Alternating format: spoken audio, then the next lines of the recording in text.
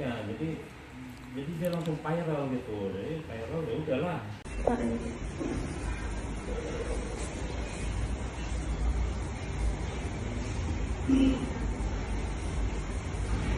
Ada yang menghubungi saya melalui WhatsApp. Dikirimlah foto abang saya, keadaannya tiba-tiba udah seperti itu. Kami ini hari kelimanya tahu kalau dia itu udah kayak gitulah, udah keadaannya mengenaskan itu.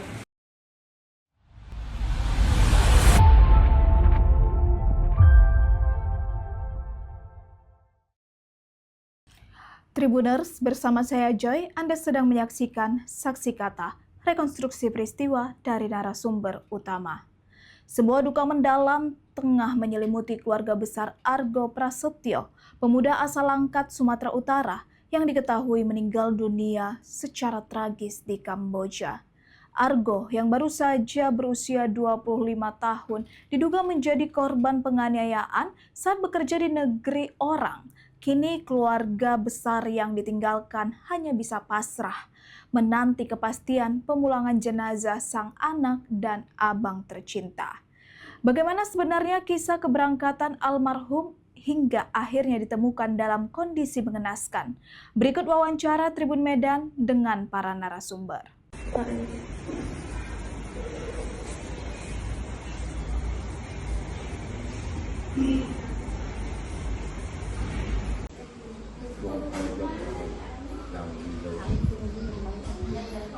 Vậy bỏ cháu dục hay bà bật lại trong phố trong cái hộp phê em ăn khơi.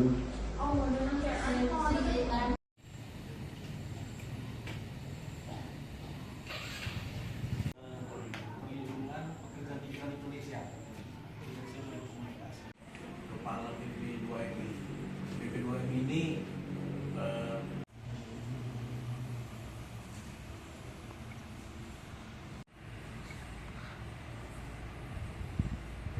Dijelaskan Kak, bagaimana mulanya Bang Argo bisa pergi ke Kamboja sehingga kita mendapat kabar duka Kak dari Kamboja. Kalau awal pergi ya bang, dia itu nggak pamit ke keluarga bang, nggak pamit, tiba-tiba pergi aja gitu, nggak pamit, tiba-tiba udah sampai sana. Terus awal keberangkatan pergi itu sampai sana dia bilang kerja di resto. Sampai di resto, udah bang, di resto gitu. Kemudian sebelum Bang Argo ini mengalami seperti yang beredar di viral di medsos itu, ada nggak kita komunikasi Kak sebelumnya? Oh, kalau itu ada. Sebelum itu dia ini minta mengirimkan uang 500.000, sudah saya kirim, katanya buat uang makan di sana karena uang makannya belum keluar atau belum dikasih.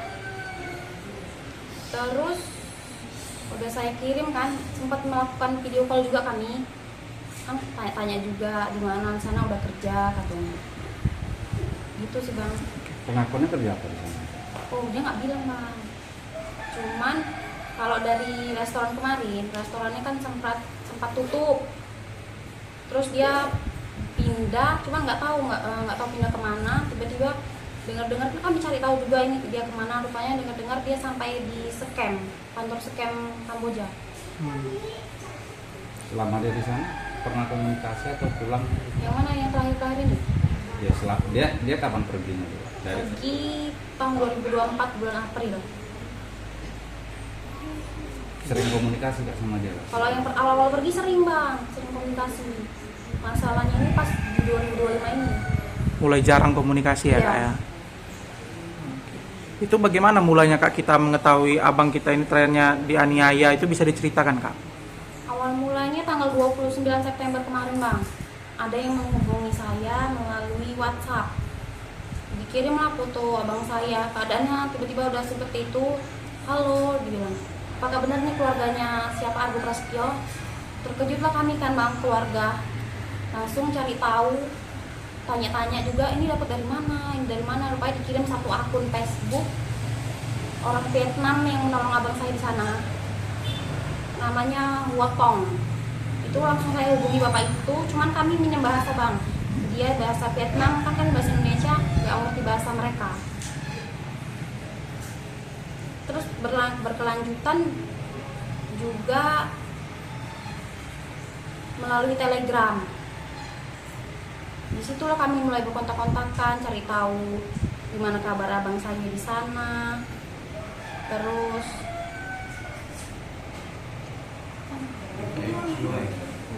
Ternyata udah 4 hari juga dia dirawat di sana.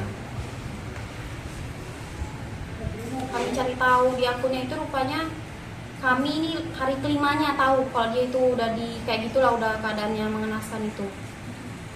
Baru kami kontak-kontakan juga sama bapak itu, dikirim foto dia masih hidup, dirawat di rumah sakit. Terus Untuk kondisinya sendiri seperti apa dia? kondisinya, Mengalami luka atau apa gitu? oh banyak bang, di kepala itu kan. Bapak itu juga bilang dia seperti hilang ingatan. Soalnya ditanyain itu tidak menjawab. Juga di lehernya itu ada bekas pukulan yang membuat dia susah bicara. Susah makan ya. Nah, yang susah untuk makan juga. Jadi selama sebelum inilah meninggal, Ya. komunikasi terakhir kali kapan? 15 September melalui video call. Apa yang dikatakan? Kan video call itu setelah kami kirimkan uang dia melakukan video call. Tanya-tanya juga gimana di sana, udah kerja udah. Habis itu udah bang, cuman gitu aja, terus kan mati. Tanggal 17-nya saya tagih uang itu, maaf ya. Namanya kan dia bilang pinjam uang.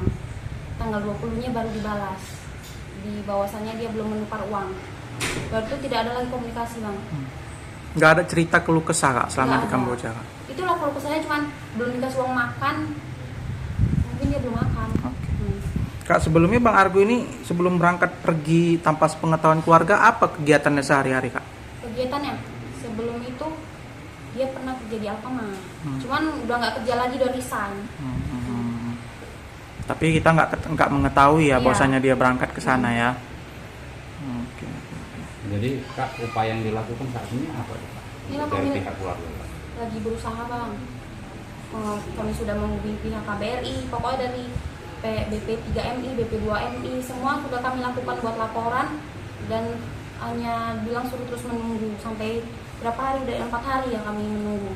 Belum ada laporannya dia di sana kemana. Cuman terakhir dibilang sudah dibawa ke Phnom Penh di tempat pengawetan jenazah.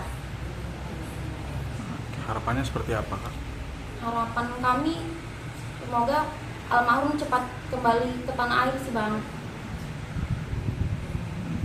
Kak, untuk kendalanya saat ini apa Kak? Biaya atau apa? Itu masalah juga bang, dari pihak KBRI belum ada kabar biayanya ini berapa, dia mau justru belum ada kabar lah bang, makanya kami bingung juga, belum ada kepastian dari pihak KBRI. Kakak kan ini adik nomor 2 kan? Iya. Bagaimana kakak menyikapi kepribadian Bang Argo semasa hidupnya kak? Kepribadiannya, Iya, orangnya bagaimana? Kesehariannya Kesehariannya seperti orangnya yang bagus bang. Bagus. Nah, kalau di rumah kan bagus dia bang, nggak ada kenapa-kenapa sih, pokoknya bagus lah dia di sini. Cuman waktu pas pergi itu dia nggak ngabari keluarga ya kak ya? Cuman pas sebelum pergi memang dia ada sibuk, nggak tahu sibuk ngapain, keluar rumah pergi gitu. Kalau kamu ngurus apa cuma kamu nggak tahu. Kak, untuk dia berangkat ini Kak tahu Kak melalui siapa atau dengan siapa gitu? Nggak tahu kami bang, soalnya kan dia nggak bilang juga bang. Bisa dirinci nggak kepribadiannya almarhum ini seperti apa? Periang atau kuliah Oh, gimana gitu? ya model dia tuh susah cerita kok, maksudnya tertutup gitu.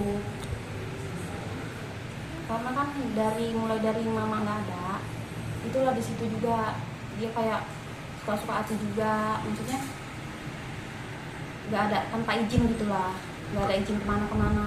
Terhadap adik-adiknya Iya. bagaimana? Selain tertutup terhadap adik-adiknya ketika adiknya bermasalah gitu Oh gimana? ya baik sih, maksudnya terhadap adik gimana?